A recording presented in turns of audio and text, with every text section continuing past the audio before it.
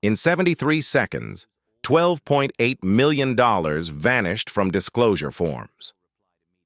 Elizabeth Warren wasn't supposed to have the Swiss bank records. She did. Cameras captured everything. What did the FBI director lie about that ended his career on live television? 9:47 a.m., Senate Banking Committee hearing room. The mahogany-paneled chamber buzzed with C-SPAN cameras and whispered conversations. FBI Director Patel adjusted his dark blue tie, confident this routine oversight hearing would be another bureaucratic formality. Senator Elizabeth Warren sat 3 seats down, reading through a thick manila folder marked Confidential Banking Records. Patel had no idea Warren's team had spent 3 weeks tracing his offshore accounts. Director Patel, Warren began, her voice cutting through the chamber's ambient noise like a prosecutor opening her case. When you submitted your SF-86 security clearance renewal last year, did you disclose all foreign financial interests? Absolutely, Senator, Patel replied immediately, his voice steady and assured. I've been transparent about every asset, every investment, every financial obligation. The FBI requires complete honesty, and I've provided exactly that. Warren's eyes never left her documents. Every financial interest, every single one. That was the lie that would destroy him. Warren opened her folder with deliberate precision, the soft rustle of papers somehow ominous in the suddenly quiet chamber.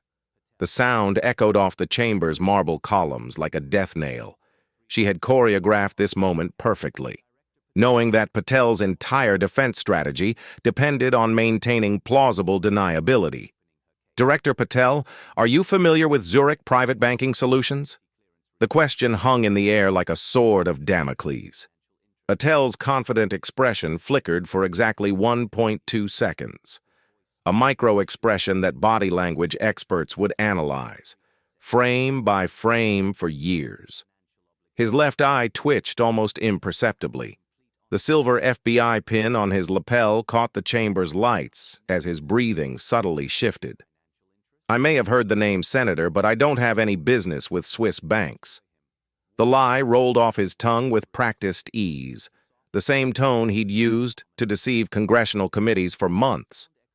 Warren's lips curled into the slightest smile, the expression of a prosecutor who just heard exactly the lie she'd been hoping for. You don't. Her eyebrows raised slightly as she lifted a document with theatrical precision. That is fascinating, Director, because I have your account statements right here, detailed transaction records, wire transfer confirmations, even photographs of you at the Zurich branch signing documents. The temperature in the room seemed to drop 10 degrees. The committee room atmosphere shifted instantly. Republican members leaned forward. Suddenly, alert Democratic senators exchanged quick glances. Press gallery reporters started typing furiously on their phones. Even the usually stoic Capitol Police officers standing along the walls turned their attention toward the witness table.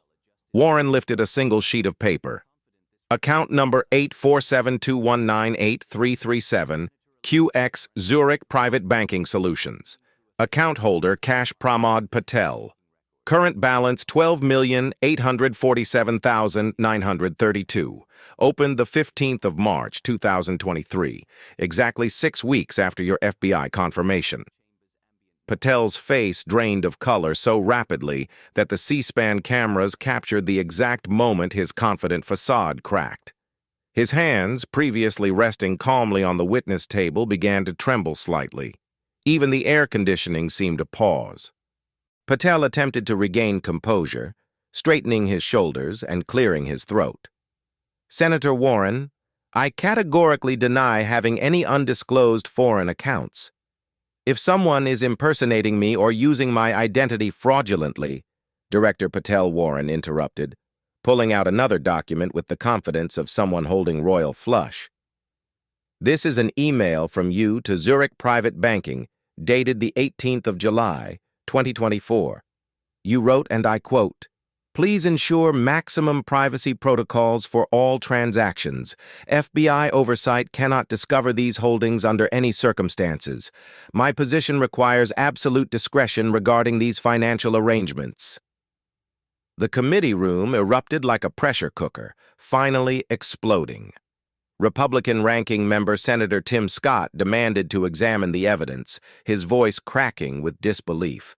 Democratic committee members started talking simultaneously, their shocked exclamations echoing off the marble walls. Press gallery photographers, camera shutters, clicked rapidly like machine gun fire, capturing the exact moment an FBI director's career imploded. The committee chairman called for order, but his voice was barely audible above the chaos. Senators shouting questions, reporters making urgent phone calls, staffers running with updates. Patel was visibly sweating now, small beads forming on his forehead despite the Chambers's controlled temperature. His $300 silk tie felt like a noose. "Senator, that email, I would need to see the authentication records before." "Here is the complete metadata analysis," Warren said, sliding another document across the polished mahogany table with the satisfaction of someone delivering a checkmate move. "Verified by the Treasury Department's Financial Crimes Enforcement Network. Your personal computer's MAC address, your verified FBI.gov email account, your personal digital signature, an IP address traced to your home office in Burke, Virginia. The email server logs show you sent this at 11:47 p.m. on a Thursday night when you were supposedly reviewing terrorism cases." Warren wasn't finished destroying him. She pulled out a third document.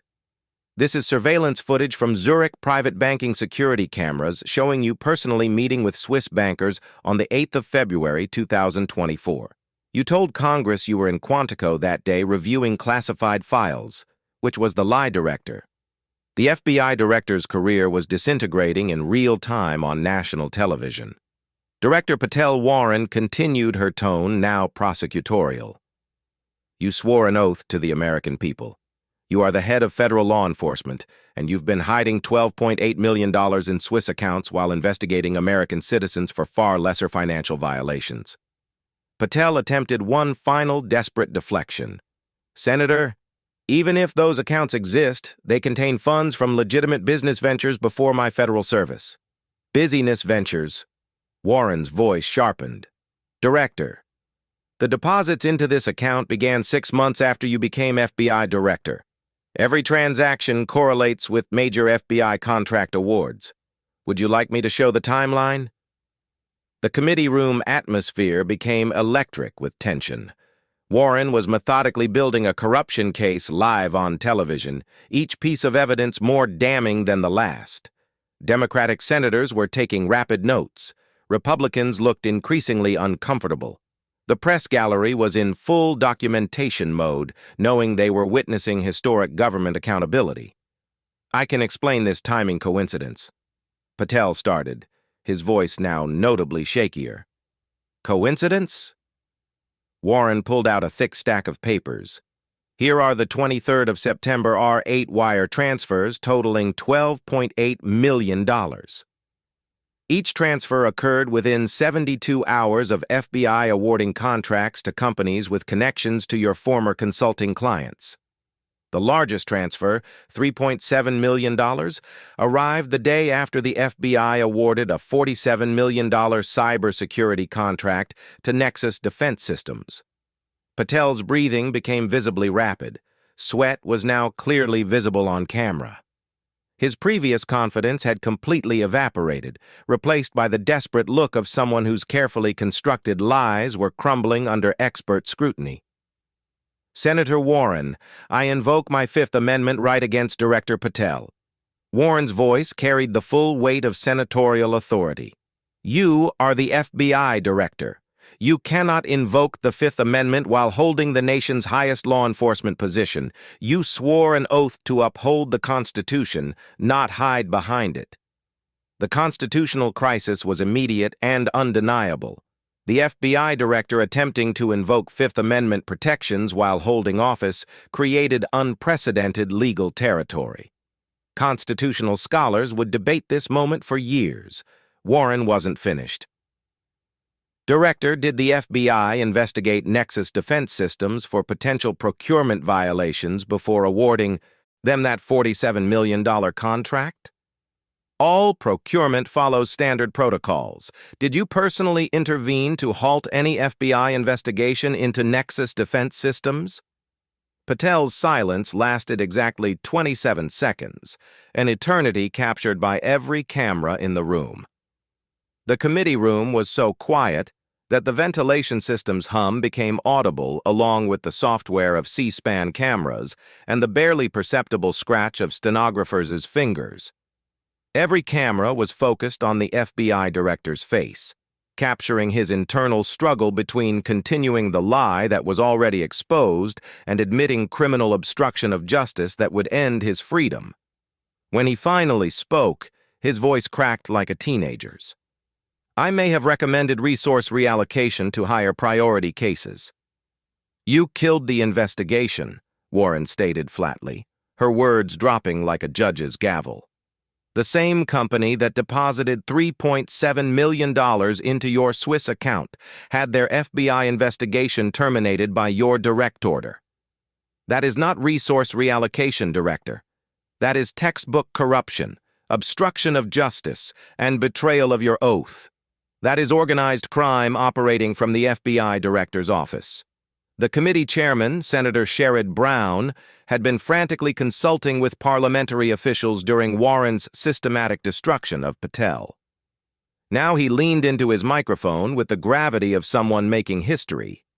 Director Patel, this committee is placing you under immediate administrative suspension pending criminal investigation. Your security clearances are hereby revoked. Your FBI credentials are suspended. Capitol Police will now escort you from this hearing room and into federal custody. The chamber exploded again into chaos that could be heard 3 floors away. Patel remained seated for several long moments, seemingly unable to process that his career was ending live on television while millions watched. His expensive suit seemed to hang loosely on his suddenly diminished frame. When he finally stood, his legs visibly shook. 11:38. 2 Capitol Police officers approached the witness table with practiced precision. Cameras captured every angle as the FBI director, America's top cop, was escorted from the Senate chamber like a common criminal. His face displayed a mixture of shock, defeat, panic, and the dawning realization that Swiss bank accounts don't matter when you are facing federal prison. Warren gathered her documents calmly, her expression showing the satisfaction of someone who had spent weeks building an airtight case against government corruption. This concludes today's oversight hearing, she announced. The American people deserve law enforcement leaders who follow the law themselves. Within minutes, social media erupted. Number Patel corruption trending on Twitter. Within 8 minutes, Fox News cut into regular programming. CNN activated breaking news coverage. MSNBC began wall-to-wall analysis. The hashtag number #DestroyBattle reached 2.3 million mentions within the first hour. TikTok videos of Warren's most devastating questions were going viral. YouTube compilation videos appeared within hours, accumulating millions of views. The immediate aftermath was swift and decisive. Attorney General Merrick Garland announced a criminal investigation within 2 hours. The White House issued a statement expressing complete confidence in federal law enforcement oversight. Republican senators who had defended Patel that morning released statements calling for thorough investigation of all allegations. By evening, Warren's banking committee had referred criminal charges to the Department of Justice. The FBI's deputy director announced interim leadership. Patel's security clearances were suspended. The Swiss accounts were frozen by international banking agreements. Elizabeth Warren had done what many considered impossible. She had taken down a sitting FBI director with nothing but financial records, legal expertise, and relentless preparation. The Massachusetts senator had proven that even the nation's top law enforcement official wasn't above the law when confronted with documented evidence of their crimes. The American people witnessed real government accountability. Warren showed that with enough courage and preparation, corruption could be exposed regardless of how powerful the corrupt official believed themselves to be. Democracy had worked exactly as intended. Oversight, evidence, and consequences. Sometimes the strongest weapon against corruption isn't a badge or subpoena,